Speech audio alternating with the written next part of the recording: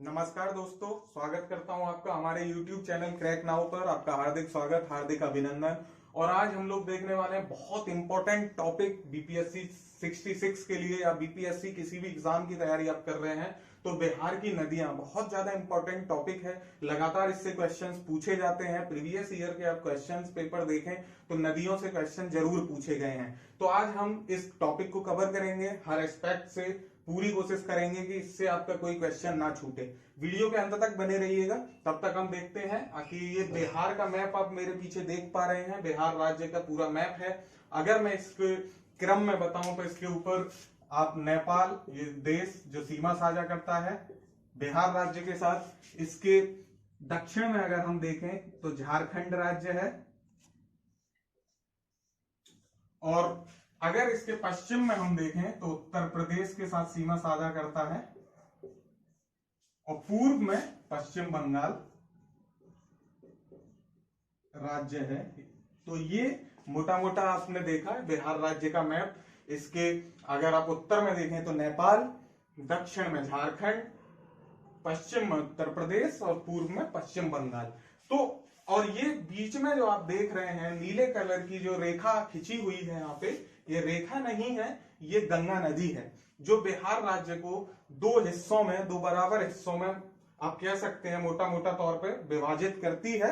ये उत्तरी बिहार के नाम से जाना जाता है और ये क्षेत्र दक्षिणी बिहार के नाम से जाना जाता है।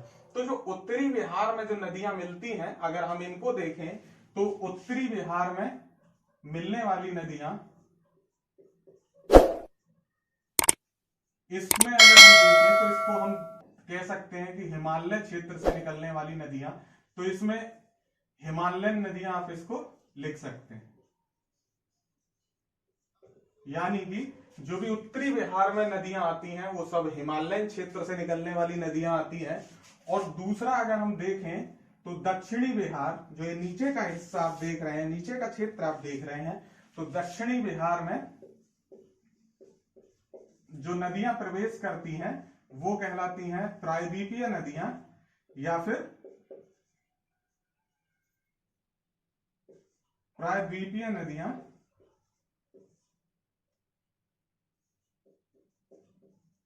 या फिर पठारी क्षेत्र से निकलने वाली नदियां। ठीक है, इसको आप दो भागों में बांट के आप इन नदियों का अध्ययन कर सकते हैं।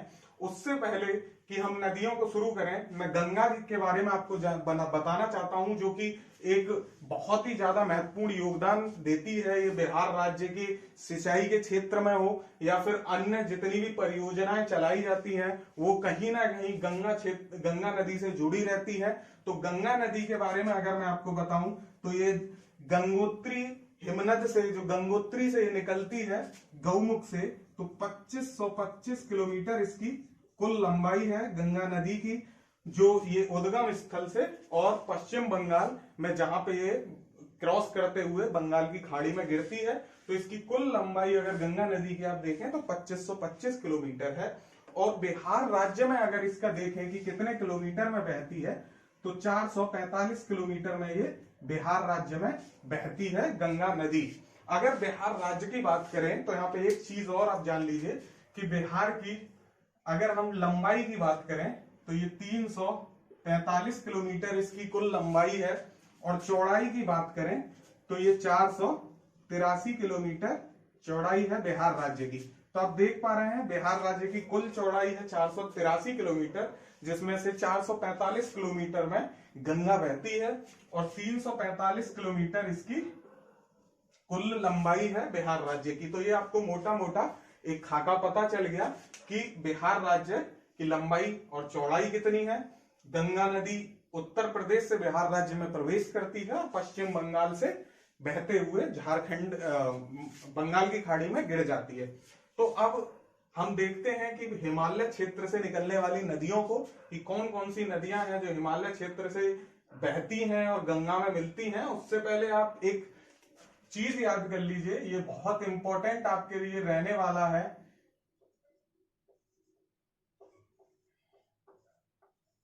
जी, बी, के और एम, आप इस चीज को याद रख लीजिए, ये आपको बहुत महत्वपूर्ण रोल प्ले करेगा, प्रमुख भूमिका निभाएगा आप जब हिमालयन क्षेत्र से निकलने वाली नदियों को पढ़ेंगे। तो इसको एक बार फिर से देख लीजिए, जी जी, बी बी, के और एम। अब ये क्यों इंपॉर्टेंट है, आप जब इनको पढ़ेंगे तो आपको समझ में आएगा। तो चलिए हम शुरू करते हैं नदियों के बारे में। तो सबसे पहली नदी जो बिहार राज्य में इसके पश्चिमी क्षेत्र से यानी बाईं ओर से सबसे पहली नदी जो बिहार राज्य में प्रवेश करती है उसका नाम है घाघरा। तो घाघरा नदी है जो ये बहते हुए आती है हिमालय की श्रेणी से, और हिमालय श्रेणी से बहते हुए आते हुए ये सीमा साझा करती है बिहार और उत्तर प्रदेश के साथ, और ये बहते हुए गंगा नदी में मिल जाती है। तो ये हिमालय की श्रेणी से निकली, उत्तर प्रदेश और बिहार के साथ इसने सीमा साझा की, कुछ दूरी तक इनके बॉर्डर पे बहती है उत्तर प्रदेश और बिहार के साथ, और उसके बाद सारण जिले में आके ये गंगा नदी में मिल जाती है। तो पहली नदी घाघरा नदी। और घाघरा नदी, अब यहाँ पे आपको एक चीज क्लियर हो गई कि पहले G4 यहाँ पे घाघरा है। तो घाघरा के बारे में आप याद रखिएगा, उत्तर प्रदेश के साथ पहली नदी जो सीमा साझा करती है, और बाईं तरफ से पहली नदी जो बिहार राज्य में बहती है, घाघरा नदी। इसके बारे में आप याद रखिएगा। दूसरी नदी की अगर हम बात करें तो दूसरी नदी गंडक नदी। कौन सी नदी? गंडक नदी है दूसरी नदी जो नेपाल राज्य से, नेपाल देश से बहते हुए, नेपाल की पहाड़ियों से बहते हुए ये यहाँ पे पश्चिमी चंपारण जिले में बिहार राज्य में प्रवेश करती है, और उसके बाद उत्तर प्रदेश के साथ सीमा साझा करते हुए ये बिहार राज्य में बहती है, और यहाँ पे पलेजा घाट में आके पटना के निकट ये गंगा नदी में मिल जाती है। तो यहाँ पे पटना के निकट आप इसको पलेजा घाट में ये आके मिल जाती है गंडक नदी। और गंडक नदी को सदा नीरा के नाम से जाना जाता है। आप इस बात को याद कर लीजिए, ये बहुत इंपॉर्टेंट टॉपिक है। सदा नीरा के नाम से इसको जाना जाता है क्योंकि इसमें वर्ष भर जल बना रहता है। क्या एक बार क्वेश्चन आ चुका है कि गंडक कौन सी नदी है जिसको सदा नीरा के नाम से जाना जाता है? तो याद रखिएगा, गंडक नदी है जिसको सदा नीरा के नाम से जाना जाता है। और ये नदी दूसरी नदी है जो उत्तर प्रदेश के साथ सीमा साझा करती है, बिहार और उत्तर प्रदेश के साथ सीमा बनाते हुए, और ये बहते बहते पलेजा घाट पटना में आके मिल जाती है गंगा नदी में। उसके बाद हम देखते हैं तीसरी नदी।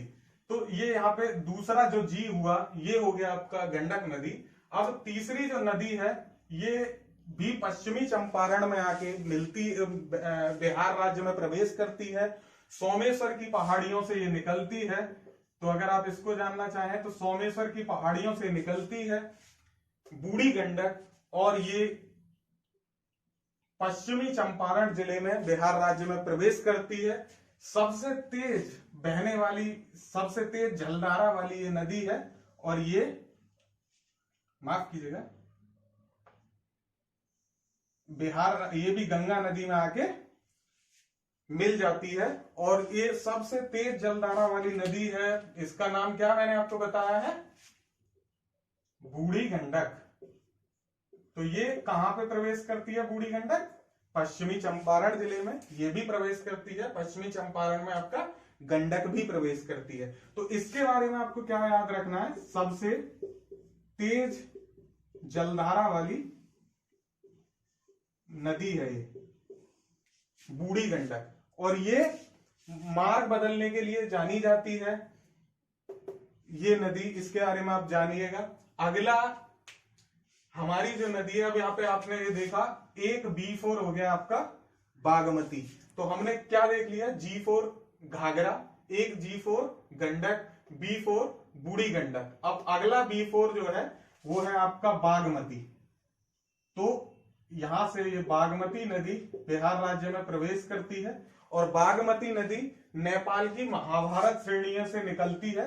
तो यहाँ पे महाभारत श्रेणी है, ये यहाँ से महाभारत श्रेणी से निकलती है और बिहार राज्य में प्रवेश करती है। महाभारत राज्य, बिहार राज्य में प्रवेश करने के बाद इसकी एक जो बारे में आप जानना चाहेंगे, जो इंपॉर्टेंट चीज है जो आपको जाननी चाहिए बागमती के बारे में, तो बागमती मार्ग बदलने के लिए जानी जाती है।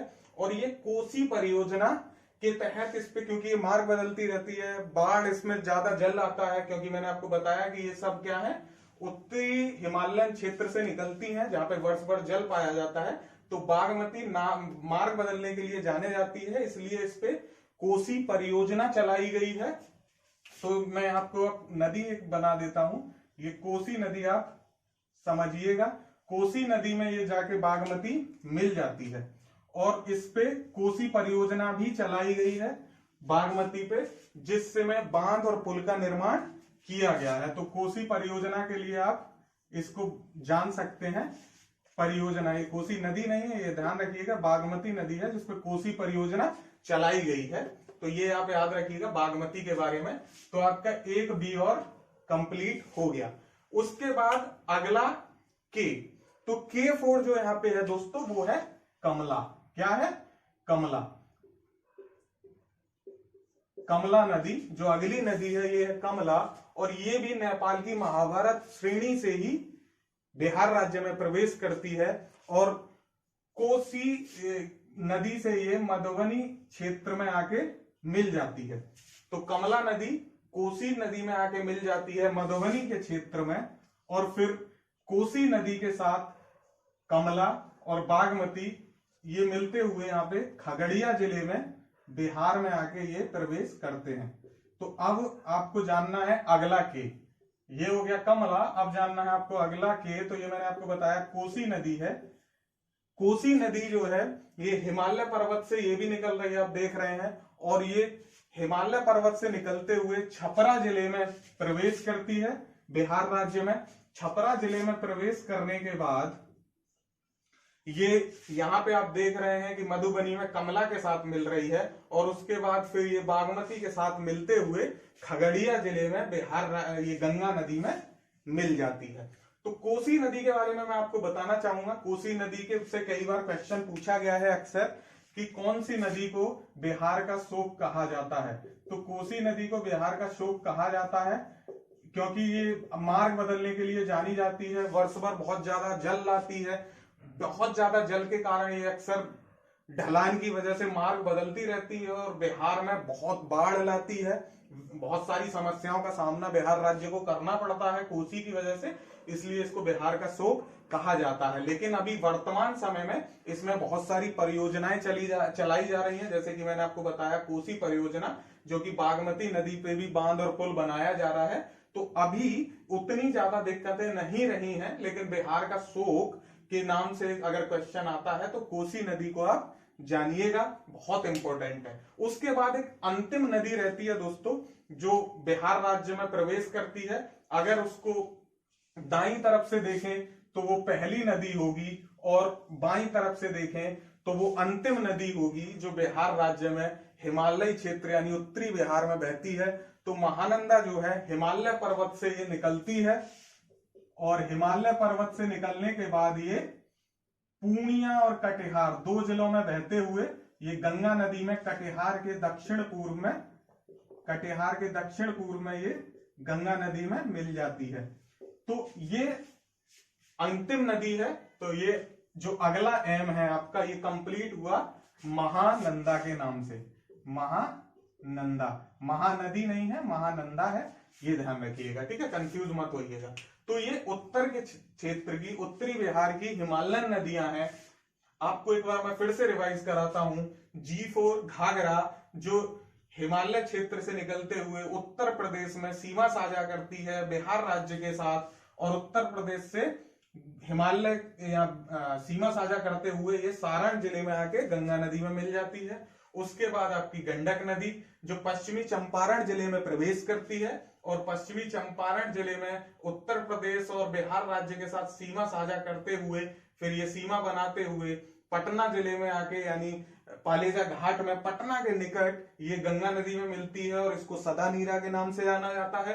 उसके बाद आपकी बूढ़ी गंडक जो सोमेश्वर की पहाड़ियों से निकलती है, पश्चिमी चंपारण में बिहार राज्य में प्रवेश करती है। उसके बाद ये सबसे तेज जलधारा के नाम से जानी जाती है, सबसे तेज जलधारा के नाम के लिए फेमस है, क्वेश्चन बन चुका है इस पे, और ये गंगा नदी में आके मिल जाती है। उसका बाद फिर आती है बागमती। बागमती महाभारत श्रेणी से ये निकलती है नेपाल से, और कोसी परियोजना के लिए जानी जाती है। ये कोसी नदी में मिलके खगड़िया जिले में कोसी के नाम से ये नदी गंगा नदी में मिल जाती है। कमला, कमला आपका मधुबनी जिले में कोसी नदी से मिलते हुए ये भी कोसी के नाम से खगड़िया जिले में ये गंगा नदी में मिल जाती है। कोसी नदी के बारे में बताऊं, बिहार का शोक कहा जाता है, बिहार की विपदा कहा जाता है, जो छपरा जिले में बिहार राज्य में प्रवेश करते हुए मधुबनी में कमला नदी इसकी सहायक नदी से मिलती है। कोसी परियोजना जिसपे चलाई गई है बागमती से ये मिलते हुए, और ये भी खगड़िया में कोसी के नाम से ये मिलती है। तो कोसी में कमला कोसी में मिलती है, बागमती कोसी में मिलती है, और ये कोसी के नाम से खगड़िया में गंगा नदी में मिल जाती है। उसके बाद आपकी अंतिम नदी महानंदा, जो हिमालय से निकलते हुए पूर्णिया और कटिहार 2 जिलों में बहती है, और कटिहार के दक्षिण पूर्व में गंगा नदी में ये मिल जाती है। अब जो GGBBKKM है, ये आपकी ट्रिक है ताकि आपको याद रहे। अगर पूछ ले कि आपसे बाएं से दाएं नदियों का क्रम पूछ ले लगवाने के लिए, तो आपको ये GGBBKKM याद रखना है। G four Ghaghara, G four Gandak, B four Budhi Gandak, दूसरा B four Bagmati, K four आपका हो गया कमला, दूसरा K फोर आपका कोसी, और M फोर महानंदा। तो इस GGBBKKM को आप याद रखिएगा। और ये आपका उत्तरी बिहार की नदियां हुई कंप्लीट। अब हम दक्षिणी बिहार की नदियां देखते हैं। तो दोस्तों अब हम लोग देख लेते हैं एक बार दक्षिणी बिहार की नदियां, जो दक्षिणी बिहार में बहते हुए और जाके गंगा नदी में मिल जाती हैं। तो इनको हम प्रायद्वीपीय नदियां या पठारी क्षेत्र से निकलने वाली नदियों के तौर पे भी हम जानते हैं, जो मैंने आपको स्टार्टिंग में बताया था। तो इनको शुरू करने से पहले आप एक चीज अपने दिमाग में बिठा लीजिए और इसको आप मेमोराइज कर लीजिए, KSPF। क्या है? KSPF। और अब आपको कितनी 2 लाइनें हो गई हैं, एक तो GGBBKKM जो मैंने पहले बताया, और एक है KSPF। अब इसको हम देखते हैं कि ये KSPF क्या है। तो अगर K से हम शुरू करें तो K हमारी है कर्मनासा नदी। कौन सी? कर्मनासा नदी, जो कि विंध्याचल पहाड़ियों की श्रेणियों से निकलते हुए ये उत्तर प्रदेश और बिहार राज्य के साथ सीमा साझा करते हुए, सीमा बनाते हुए, और ये गंगा नदी में जाके मिल जाती है। तो ये है कर्मनासा नदी, जो विंध्याचल की पहाड़ियों की श्रेणी से निकलती है और ये उत्तर प्रदेश और बिहार के साथ सीमा बनाते हुए चौसा के पास गंगा नदी में मिल जाती है। तो ये याद रखिएगा, चौसा के पास ये गंगा नदी में मिल जाती है। अगर आप कंफ्यूज हो रहे हो तो मैं आप इसको मिटा देता हूं यहां से, और अब आप आसानी से समझ पाएंगे। तो ये चौसा के साथ यहाँ पे गंगा नदी में मिल गई। निकल के कहां से आई है? विंध्याचल की श्रेणी से। अब यहाँ पे आप ये देख रहे हैं कि ये भी सीमा साझा कर रही है उत्तर प्रदेश के साथ। तो उत्तर प्रदेश के साथ सीमा साझा करने के हमारे पास कितने ऑप्शन हैं? उत्तर प्रदेश, उत्तर प्रदेश, उत्तर प्रदेश। और आप यहाँ पे भी एक देख रहे हैं गंगा नदी, ये भी उत्तर प्रदेश और बिहार के साथ सीमा बनाते हुए बह रही है। तो क्वेश्चन यहाँ पे बन सकता है कि ऐसी कितनी नदियां हैं जो उत्तर प्रदेश और बिहार के साथ सीमा बनाती हैं। तो आप देखिए, कर्मनासा, एक, गंगा, घाघरा और गंडक, ये 4 नदियां हैं जो उत्तर प्रदेश और बिहार के साथ सीमा बनाती हैं। ये आप याद रखिएगा, कर्मनासा, गंगा, घाघरा और गंडक, ये 4 नदियां जो सीमा साझा करती हैं। क्वेश्चन पूछा जा सकता है। तो ये है कर्मनासा। तो हमारा K कंप्लीट हुआ। अब उसके बाद कर्मनासा के बारे में मैं आपको एक चीज बता दूं, क्योंकि इसका नाम से पता चल रहा है कर्मनासा। अगर हम इसको अलग करें तो कर्म का नाश करने वाली, तो कर्मनासा को अपवित्र और अशुभ नदी के तौर पे भी जाना जाता है। ये मैं आपको इसलिए बता रहा हूं कि क्वेश्चन हो सकता है कि पूछ ले कौन सी नदी है जिसको अपवित्र और अशुभ माना जाता है। तो कर्मनासा नदी है जिसको अपवित्र और अशुभ माना जाता है। आप इसको कैसे समझ सकते हैं, कर्म नाशा, कर्म का नाश करने वाली, तो ऐसे भी आप इसको याद रख सकते हैं। ये जानी जाती है अपवित्र और अशुभ के नाम पे। अब जो अगला है एस, एस जो नदी है, एक और नदी बहती है जो बिहार राज्य में प्रवेश करती है और ये बहते हुए दानापुर के पास ये गंगा नदी में मिल जाती है और ये निकल के आती है आपकी मैकाल पर्वत अमरकंटक यानी एमपी से, ये आते हुए झारखंड में बहते हुए और ये फिर गंगा नदी या बिहार में प्रवेश करते हुए ये गंगा नदी में यहाँ पे मिल जाती है दानापुर के पास। और इस नदी का नाम है दोस्तों सोन नदी। क्या नाम है? सोन नदी। और सोन नदी पे बहुत सारी परियोजनाएं चलाई गई हैं। और सोन नदी परियोजना क्यों? क्योंकि ये क्षेत्र क्या है, ये पठारीय प्रायद्वीपीय क्षेत्र से निकलने वाली नदियां हैं और इन नदियों में वर्ष भर वर्षा का जल नहीं रहता है, तो इसमें ये सूखी भी रहती है, तो इस क्षेत्र को आप सूखा क्षेत्र के नाम पे भी जान सकते हैं। तो इसलिए सोन नदी पे बहुत सारी परियोजनाएं बनाई गई हैं ताकि यहाँ पे सिंचाई की जा सके, पर्याप्त जल दिया जा सके इस क्षेत्र को। इसलिए आप याद रखिएगा, सोन नदी परियोजना पे एक सबसे पुरानी परियोजना 1874 में शुरू की गई थी अंग्रेजों के समय में, तो ये सोन नदी परियोजना के नाम से जानी जाती है। अब ये यहाँ से बहते हुए बिहार के दानापुर में जाके गंगा नदी में मिल जाती है। यहाँ पे ये क्या मिल रहा था, मैंने बताया था पटना के पास। तो यहाँ पे एक क्वेश्चन बन जाता है कि ऐसी कौन सी नदियां हैं जो पटना जिनके किनारे पे बसा हुआ है, या क्वेश्चन ऐसे भी बन सकता है कि पटना शहर किन नदियों के किनारे पे बसा हुआ है। तो इधर से आप देख रहे हैं सोन नदी और इधर से आप देख रहे हैं गंडक नदी और इधर से ये बह रही है गंगा नदी। तो पटना ऐसा शहर है जो सोन नदी, गंडक नदी और गंगा नदी के किनारे पे बसा हुआ है। ये चीज आप याद रखिएगा, 3 नदियों के किनारे पे बसा हुआ है पटना शहर। अगली नदी की अगर हम बात करें तो ये है पी, और अगली नदी है दोस्तों पुनपुन। जो पुनपुन नदी मध्य प्रदेश से बहते हुए बिहार राज्य में प्रवेश करती है और बिहार राज्य में प्रवेश करने के बाद ये गंगा नदी में मिल जाती है। तो पुनपुन नदी ये फतुहा के पास मिलती है गंगा नदी में, आप इसके बारे में याद रखिएगा।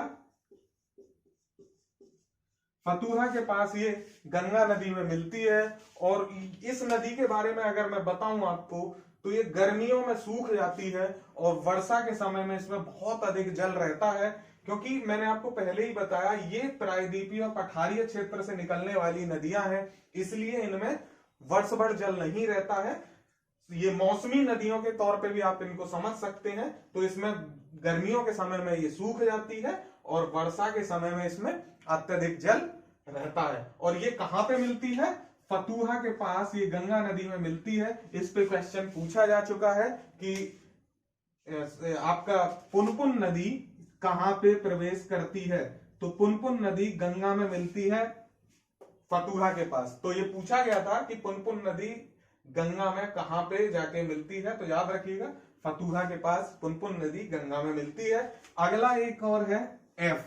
अब एफ जो है दोस्तों, आपने नाम सुना होगा, बहुत इंपॉर्टेंट नदी है जो छोटा नागपुर के पठार से होते हुए बहती है और ये बहते बहते बहते बहते बहते बहते यहां पे आके गंगा नदी में मिल जाती है, यानी बोध गया में होते हुए और ये गंगा नदी में मिलती है।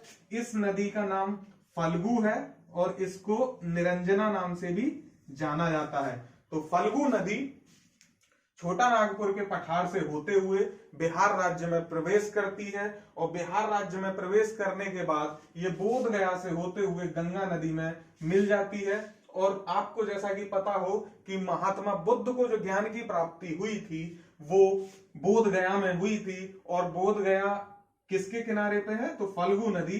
तो अगर आप ये ध्यान रखिएगा कि फल्गु नदी के किनारे महात्मा बुद्ध को ज्ञान की प्राप्ति हुई थी और ये बोध गया से होते हुए बहते हुए ये गंगा नदी में जाके मिल जाती है। इसमें पितृ पक्ष में यहाँ पे पिंडदान भी किया जाता है, इसलिए फल्गु नदी बहुत ज्यादा इंपॉर्टेंट हो जाती है क्वेश्चन के दृष्टि से। अब अगर दो एक दो और छोटी मोटी नदियां हैं जिनकी हम बात करें तो जैसे कि क्यूल नदी यहाँ पे बहती है, बहुत इंपॉर्टेंट नहीं है, इनसे क्वेश्चन पूछने की संभावना ना के बराबर रहती है। और एक और नदी है अगर बात करें तो ये अजय, जो ये बिहार राज्य में बहते हुए बाहर निकल जाती है और बंगाल, पश्चिम बंगाल में जाते हुए ये गंगा में मिल जाती है। तो ये नदियां हैं क्यूल और अजय, इनसे क्वेश्चन नहीं बनता है। ज्यादा जो क्वेश्चन बनने की संभावना रहती है कर्मनासा, सोन, पुनपुन और फल्गु, तो इनको मैंने आपको बता दिया। KSPF आप इसको याद रखिएगा। कर्मनासा जो गंगा उत्तर प्रदेश और बिहार के साथ सीमा बनाते हुए चौसा में जाके गंगा नदी में मिल जाती है। S फॉर सोन, जो मध्य प्रदेश से निकलते हुए सोन परियोजना भी इस पे बनी हुई है और ये जाके पटना में जाके गंगा नदी में मिल जाती है। पटना शहर का मैंने आपको बताया कि ये 3 नदियों के मुहाने या किनारे पे बसा हुआ है, जिसमें आपका सोन नदी, गंडक नदी और गंगा नदी। तो ये आप याद रखिएगा। इस पे सोन परियोजना चलाई गई अंग्रेजों के समय 1874 में, जो सबसे पुरानी नदी परियोजना है। बहुत सारी नदियों को निकाला गया सोन नदी से, ताकि सूखे का जो क्षेत्र है इसमें लगातार सिंचाई की व्यवस्थाएं की जाए। उसके बाद फिर P फॉर पुनपुन, तो पुनपुन नदी बिहार राज्य में फतुहा के पास जाके ये मिलती है, ये मैंने आपको बताया। उसके बाद फल्गु है, जो फल्गु बिहार राज्य बोध गया से होते हुए गंगा नदी में मिल जाती है और बोध गया में भगवान बुद्ध को ज्ञान की प्राप्ति हुई थी, फल्गु नदी के किनारे हुई थी। ये क्वेश्चन पूछा गया है, ये भी आप याद रखिएगा। क्यूल और अजय उतनी इंपॉर्टेंट नहीं है। तो ये नदियां रही दक्षिणीय प्रायद्वीपीय पठार या दक्षिणी बिहार की नदियां। आप एक बार इनको फिर से अगर रिवाइज करना चाहें तो कर लीजिए। कर्मनासा, सोन, पुनपुन, फल्गु, क्यूल और अजय।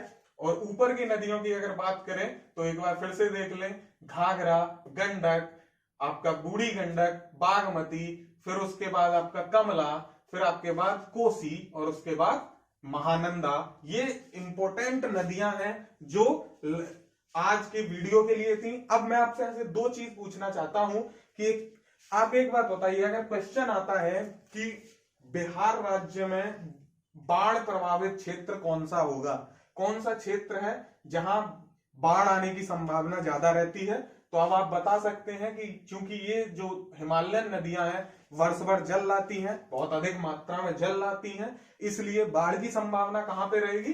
तो जो पूर्वी वाला जो क्षेत्र है, उत्तरी वाला जो क्षेत्र है, उत्तरी बिहार जो है, यहाँ पे बाढ़ की संभावना बनी रहती है।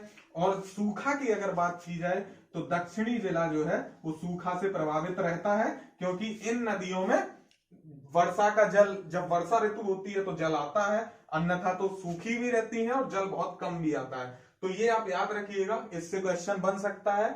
और बिहार की नदियां, मुझे नहीं लगता कि इससे ज्यादा कुछ और जरूरत है। आपको लगे तो आप कमेंट करके मुझे बताइएगा कि किस चीज पे अगला वीडियो बनाना है। वीडियो आपको कैसा लगा ये जरूर बताइएगा और चैनल को सब्सक्राइब करिए, वीडियो को दोस्तों के साथ जरूर शेयर करिए। और तब तक स्वस्थ रहिए, सुरक्षित रहिए, पढ़ते रहिए। थैंक यू सो मच दोस्तों।